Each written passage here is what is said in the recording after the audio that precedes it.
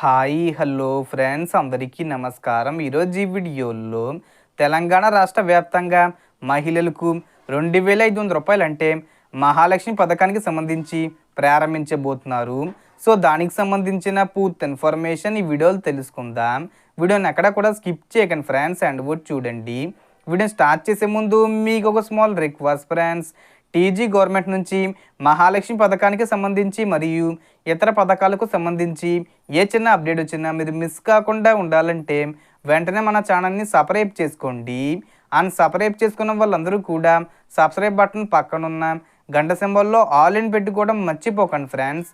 ఇలా పెట్టుకోవడం వల్ల నేను పెట్టే ప్రతి ఒక్క వీడియో మీరు నోటిఫికేషన్ రూపంలో పొందగలరు. అండ్ వీడియో మిన్నస్తే లైక్ చేయండి ఫ్రెండ్స్. సో ఏమాత్రం లేట్ చేయకుండా వీడియోలోకి వెళ్ళిపోద్దాం. సో మహిళలకు సంబంధించి 2500 రూపాయల పథకానికి సంబంధించి ఈ పంచాయతీ ఎలక్షన్స్ ఏవైతే ఉన్నాయో, సర్పంచ్ ఎలక్షన్స్, గ్రామ పంచాయతీ ఎలక్షన్స్ దానికి ముందుగా ఇస్తాము. అర్హుల పేర్లు కూడా మేము డోకా గ్రూపుల నుంచి తీసుకుంటున్నామని మంత్రులు ప్రకటించడం జరుగుతుంది. ఆర్థిక మంత్రి అలాగే ఉత్తమ్ అలాగే పొంగులేటి ఎవరైతే ఉన్నారో వీళ్ళు ప్రకటించారు. అయితే చాలామందికి వచ్చిన డౌట్ ఏంటంటే, మాకు ఉచిత గ్యాస్ సిలిండర్ అంటే 500 రూపాయలకే గ్యాస్ సిలిండరు అలాగే కరెంటు ఇందిరమ్మ ఇల్లు వచ్చాయి. ఆ పథకాలు వచ్చిన వాళ్ళకి ఈ మహాలక్ష్మి పథకం వస్తుందా అని చాలామంది డౌట్ రైజ్ చేయడం జరుగుతుంది.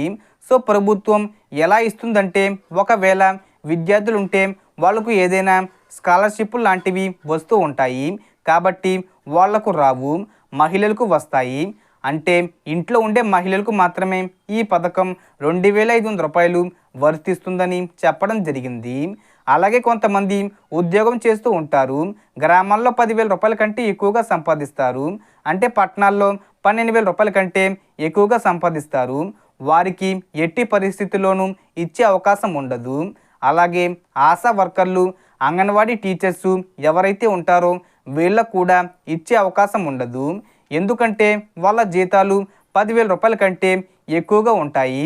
ఇంట్లో ఉండి ఏ పని చేయక 19 సంవత్సరాల నుంచి 59 సంవత్సరాల మధ్యలో మహిళలు ఎవరైతే ఉంటారో బిలో ప్రావర్టీలో ఉన్న వాళ్ళకి, అంటే రేషన్ కార్డు ఉన్న వాళ్ళకి ప్రభుత్వం ఈ 2500 రూపాయలు ఇవ్వడం జరుగుతుంది. సో ప్రభుత్వం అందరికీ ఒకేసారి వేస్తుందా అంటే, ఈ 2500 రూపాయలను 12 నెలలకు కలుపుకొని ఒకేసారి విడుదల చేస్తుందా, లేదా ప్రతి నెల 2500 రూపాయలు చొప్పున వేస్తుందా అని చాలామందికి డౌట్ ఉంది. ఒకవేళ ఇందిరమ్మ ఇల్లు లేదా గృహజ్యోతి పథకం కింద జీరో కరెంటు వచ్చిన వాళ్ళకి వేస్తుందా, లేదా బెనిఫిట్ పొందుతున్నారని వెయ్యరా అని చూడాలి.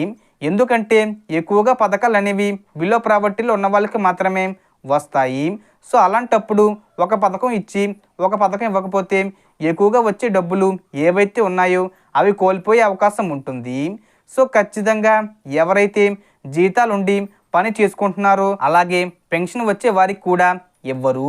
ఎందుకంటే ఆల్రెడీ వాళ్ళకు 2016 రూపాయలు, అలాగే వికలాంగులకైతే 4016 రూపాయలు వస్తాయి.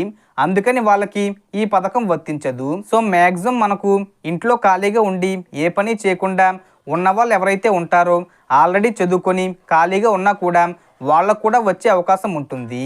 So total information friends. మీకు ఈ వీడియో నచ్చితే లైక్ చేయండి, షేర్ చేయండి అండ్ సబ్స్క్రైబ్ చేసుకోండి. Thanks for watching.